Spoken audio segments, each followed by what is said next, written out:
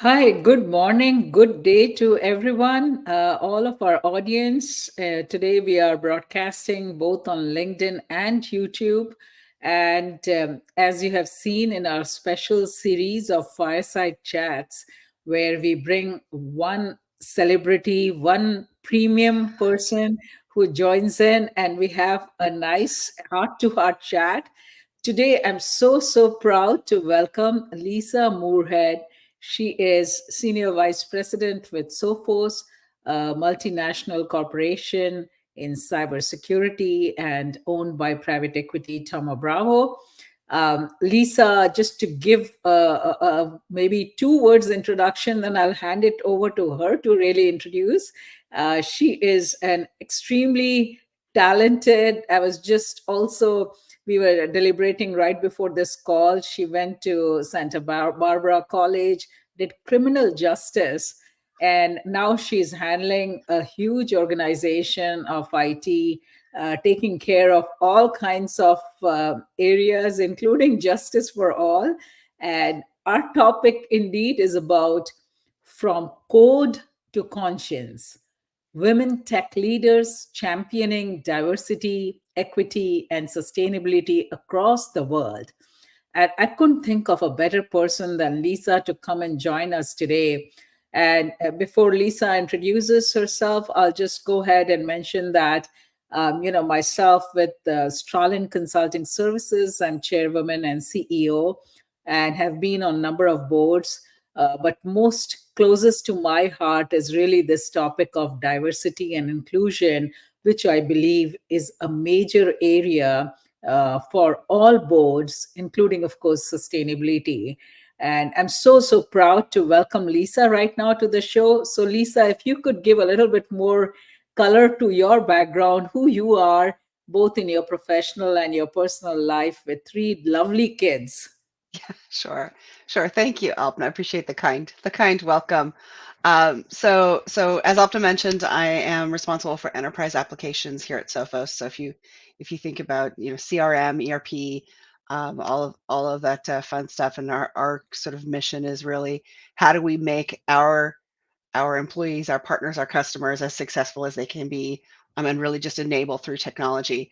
As Alpna mentioned, I kind of took an interesting route to get here. I had originally gone to university with a criminal justice major, intending to go into law, and just realized that that wasn't for me.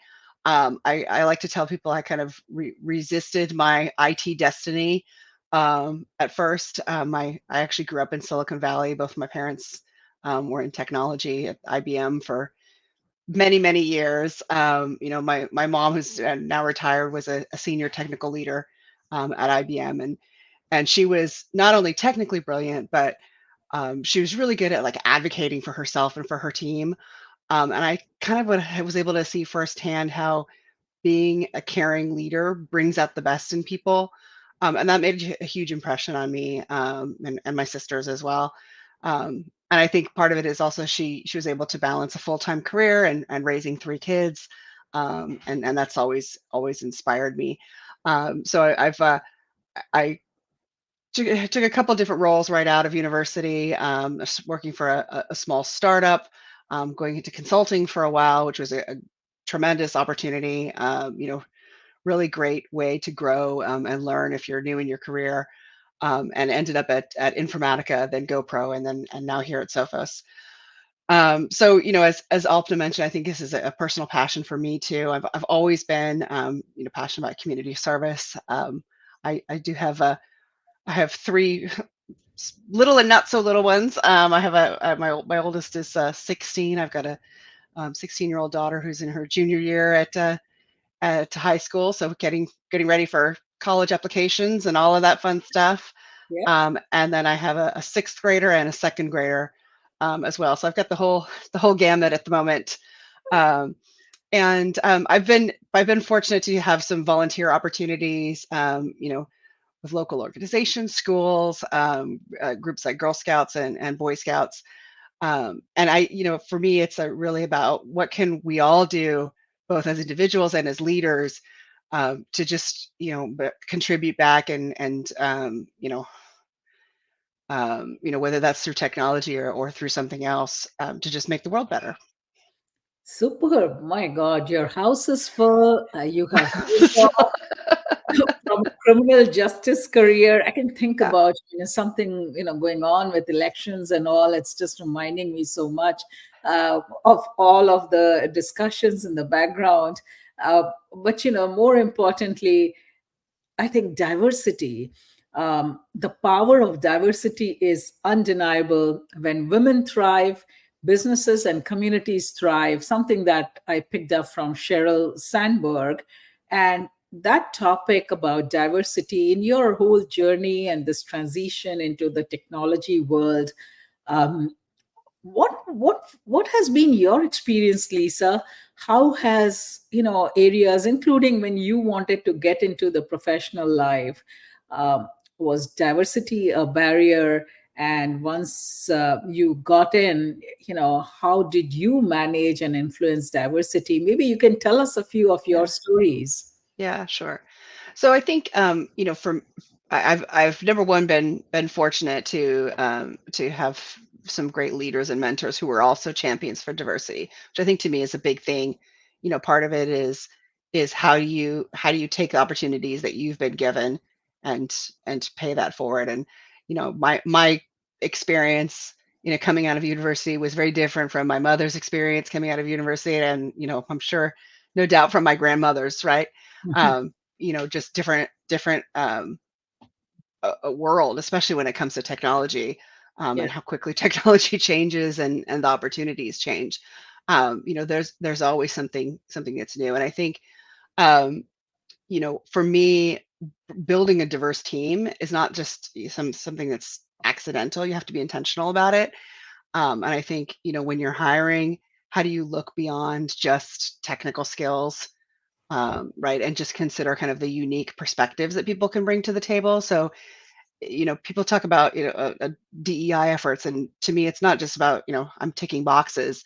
It's about how do I create a team that is better because of that diversity, and um, bringing different viewpoints together gets you to a better outcome ultimately. And I think another part of that is making sure that people feel included and valued, once they're on the team. And um, for me, that's, how do you have a culture where people speak up, they feel like their ideas can be heard, they feel like they can contribute. There's modeling open communication and transparency, and also just giving structure to things to make sure that people have a voice, and people could share their opinions and their perspectives, because that's how we all get better. Um, so I think for me, there's sort of a combination of structured programs, right? Where, we have women in technology, women in IT, it goes by all kinds of different names, yeah, affinity groups, employee resource groups, and so forth. And that provides that structure. But I think there's also personal accountability aspect of that too. So it's not enough to just, pay lip service to having that. I think all of us as leaders, regardless of your gender, your background, whatever the case may be, have a responsibility to make sure that people feel included and feel heard. And totally. that's something that's really important to me. I think, that's where you bring those diverse perspectives together, and innovation follows from that, right? Because your people see challenges differently, they spark different ideas. Everyone's coming at a problem maybe with a slightly different point of view, and you get to a conclusion that you might not have arrived at otherwise. And I've seen that over and over every day at Sophos, how that diversity drives innovation and contributes to better outcomes. It just makes us not just more creative, but more effective as a team. Yeah, yeah. And you bring out a very interesting point. I mean, of course, diversity is not just about gender diversity. It's so many things about what are the ideas, how can you have diverse ideas? How can you even include people from different countries, geographical background, different states? They all come with a multitude of experience, and that when brought together it gives a lot better innovative kind of work, that you can move forward with newer ideas, right? And one of the stories that I recollect, like when sitting around a conference room, both, of course, from women from various backgrounds, men from various backgrounds. But when there are controversies or certain decisions have to be made, generally you may see someone being a lot more louder than the others.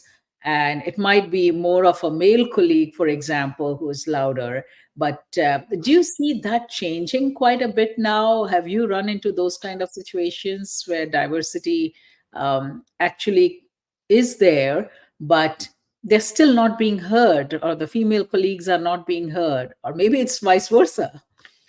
Yeah, I mean, I think that there's, I'll say my point of view on this is the variation between two individuals is much greater than the variation between a whole, monolithic group of people. And some of this comes back to like when you talk about intersectionality, like we're not just one thing, right?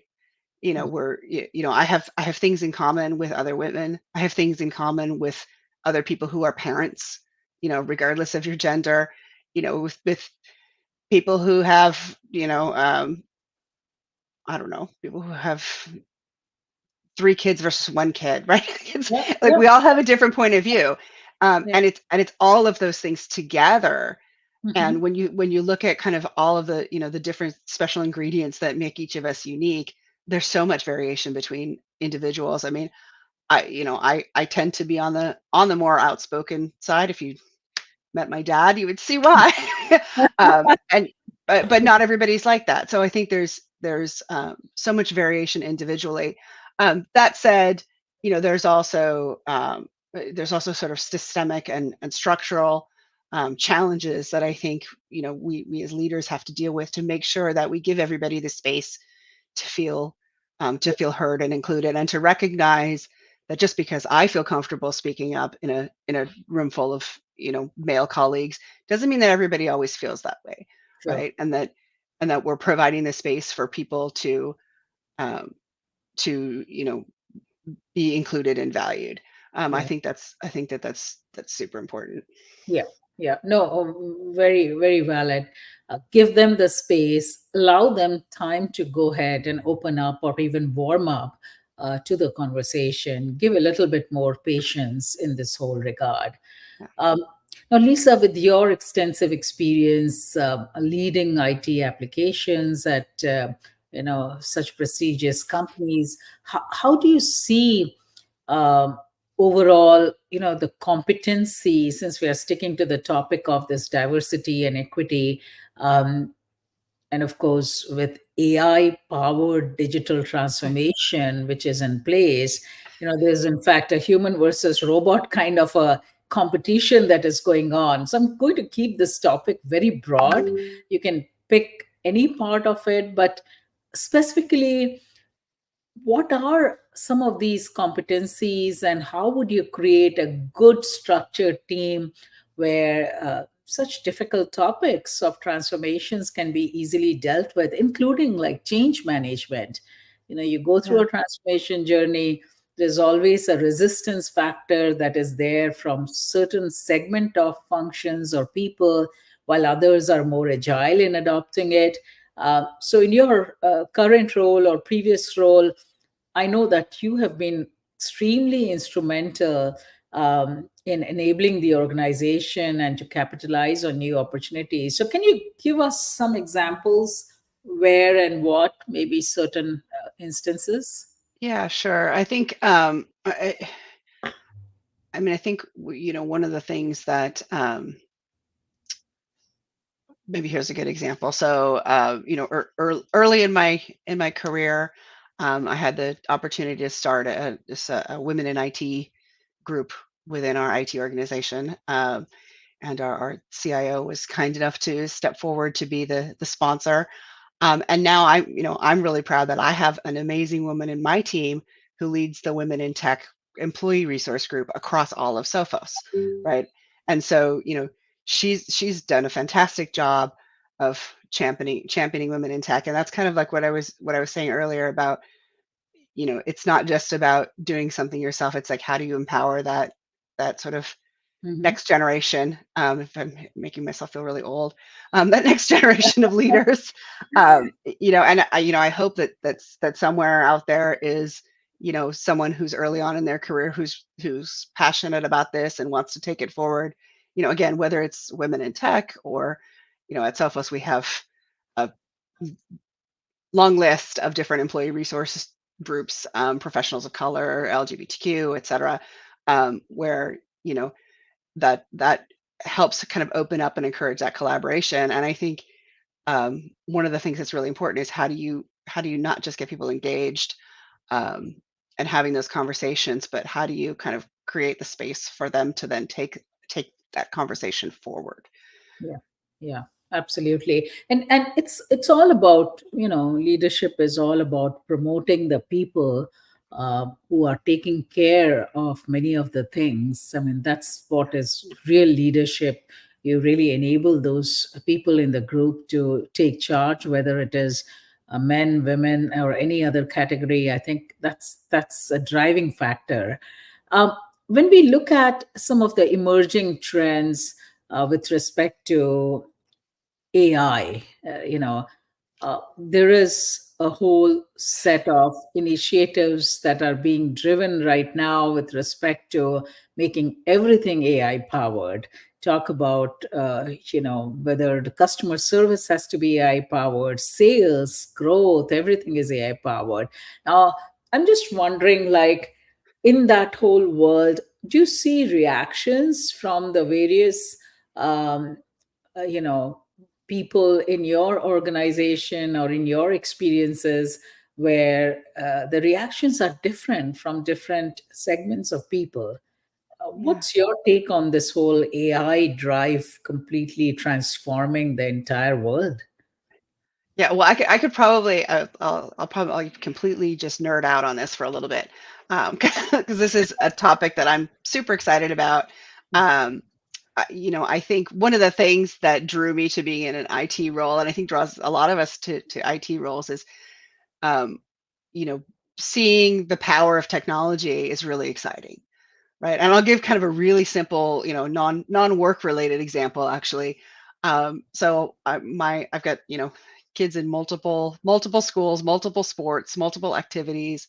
One of the schools has a weekly newsletter that's something like 30 pages every week that I could not possibly ever begin to read and digest across, Yeah. all of this content. And so I actually set up a workflow so that I could take all that newsletter content, feed it through OpenAI, and then give me a summary of the things that I need to know. So it's, Yeah. having AI read all of this content for me and summarize it back in a way that I can digest and go back to other things. And then that evolved into creating a GPT that has all of the kids' schedules and so forth, just within my family. So I'm actually called it Ask Mom. Hmm. So instead of asking mom, you can go ask mom. There you go. Yeah. That's And so there's like, that's a very simple example that could apply to anyone, yeah. where there's a lot of capability there and opportunity there, but it's really figuring out what those use cases are, right? Hmm. And I think when we are, especially when we live in technology, when we're doing technology for a technology company, it's really easy to get excited by a new toy, right? And to, I want to make everything AI enabled. And the important part is to start with, what is the use case what's the problem you're trying to solve, right? So Yeah. the example that I just gave is, problem I'm trying to solve is I have too much to read and I'm missing things, right? I'm missing deadlines, I'm missing dates. I need Mhm. help, right? And rather than I could, try to carve out time to read all of this content, or I can leverage technology to help me do it faster and to help Mhm. direct me to the things that are the most important. So I know that I had something on page 27 that was really important that I need to know about, right? Listen, Um, yeah. yeah, so that's the important part, is what is the business problem or the life problem, right, that you're trying to solve, Hmm. and then how can I use different technology options as a way to Yeah. address that, as opposed to I have this answer now. What was the question? Yeah. to paraphrase our enterprise architect from the other day. You know what? You reminded me. I'm like, it's at times you feel like there is so much information that is honestly available, and you've spent the whole day, and still the needle hasn't really moved from, 0 to 100 Yeah, after reading all kinds of various topics, because it's just about getting focused and really trying to achieve a certain purpose. That's also very important. So if you can make technology do that, like you got your whole 30-page newsletter to really be transformed, like, I mean, that is amazing. I love that idea. I think that's where, I mean, I'm almost feeling like now would there be, like, even in AI powered robots, male robots and female robots, and LGBTQ, I mean, various kinds of diversity that also come into this kind of AI powered robots, which or chatbots, right?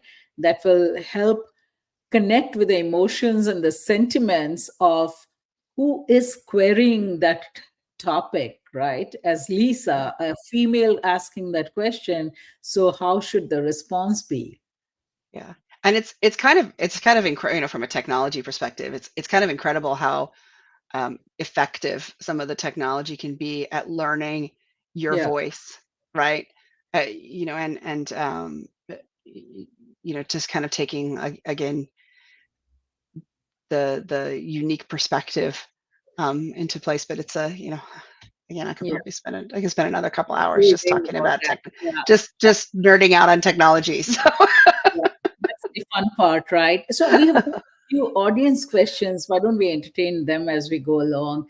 One of them is, how have you seen diverse teams drive innovation in areas such as cloud infrastructure and enterprise applications?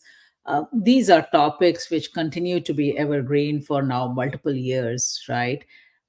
So, any special examples, perspectives? Tell us some story, like, where you really ran into a big issue with your diverse team and how you had to maybe come to some kind of a conclusion. And it was just either sure, useful or came in the way. sure. So I think when I think of kind of the my past experiences, there's one that sort of jumps to mind was when I joined GoPro, was on a very much on a growth curve. And I've always been fortunate to be part of IT teams where leadership development went beyond just the core company offerings, right? So most companies have a learning and development organization, or at least a person who's driving management training and so on and so forth. But we've always had sort of a additional investment beyond that, whether it was being able to send people to Covey 4 disciplines of execution, or bring in guest speakers, or even just have conversations internally. And so one of the things that I've done when joining a new organization has always been like, let's look at some of these opportunities around leadership development, and where's the areas that we need to focus. Mhm. And joining GoPro, we had a little bit of an interesting challenge, which was that growth curve was we were looking at a something like a greater than 50% year-over-year growth in headcount within IT, Mm. right? It's historically had been a much smaller organization. We knew we had to grow, and some of that meant bringing in new managers, some early in their careers, some just new to the company. And how do you build that solid foundation? And so one of the things that was really important is making sure that you are casting a wide enough net to Yeah. bring in a diverse group of people. So we set up that leadership development, but we really made it focused around how do you hire effectively. Mhm. So we're putting together resources like interview guides, job descriptions to make sure that for every role you had a really clear job description, progression maps so that people clearly understood, what does it take for me to get from developer to a senior developer, for example. Yeah. Um, and putting those programs tailored specifically for the IT team to make sure that we could achieve those hiring targets, but also do it in a way that was consistent and equitable, and that we were able to really build a really great diverse team. And obviously I moved on to other opportunities, but a lot of those leaders are still there, and we Yeah. are routinely recognized as a great place to work. So it's really pleased to kind of see the long term impact there. Yeah, no, that's wonderful. And when you see all of those things going and looking at, say, maybe the topic of equity in the workplace, right? Diversity is one thing. Now, making sure they're well taken care of.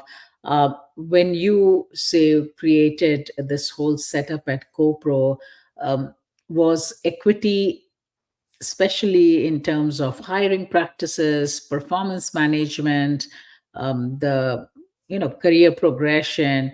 What were some of your observations as an example, and need not be specific to GoPro, but in general, your own perspectives? Are Yeah. they being? Do they still need more attention, or you're seeing progressively improving?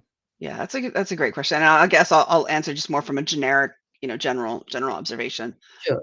point of view.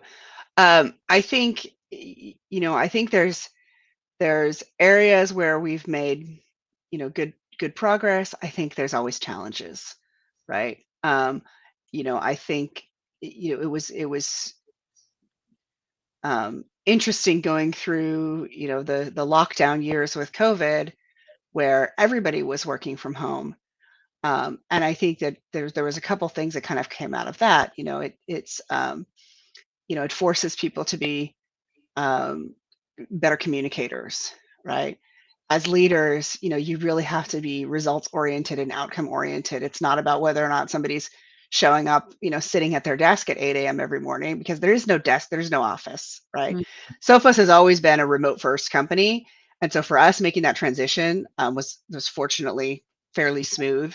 Yep. As Albin, as you know, we made that transition and then kicked off a multi-year transformation program in the middle of it. So, Yeah. so we're living the dream there. Yeah. But I think the other part was it humanized people a little bit, because we all have children and dogs and plumbing emergencies and all the things that we deal with in our lives. And so it kind of was as a leveling factor, if you will. Yeah. And I think when you think about diversity, that's one of the things. We've all got our things, right? We've all got things going on in our lives. We've got um, an opportunity there to kind of get to know people in a sort of somewhat of a different way. But it was challenging for a lot of people too, right? Like, not everybody has the space to work from home, Yep. right? Not every it's there's resource needs. Not everybody has the infrastructure in their country to support working remotely effectively. And so there was a lot of challenges like that I think companies had to kind of grapple with. Um, but on the end of it, right? I mean, we're not really in the end because it's still out there, The journey. but Yeah. we do see, you see some companies who are like, hey, we want everybody back in the office because we feel like that collaboration and face-to-face interaction is really important. And I know when I go to visit our teams in Abingdon or Manila, like, I love going in and being able to see the team face to face. I'm here as a remote employee.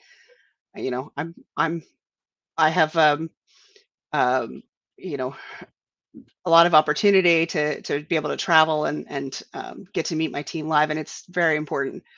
Um, but on Yeah. the other hand, there's also having that ability to work remotely does open up some flexibility for me personally that I wouldn't have if I had to be 9 to 5 in an office. I just couldn't do it. So And I think that's exactly the whole work-life balance also kicks in. And many single parents, or dual parents, dual working parents, and or even if you're not a parent, you still need to have some kind of a life and not just make yourself a robot from 8 to 5, always sitting at your workspace, right?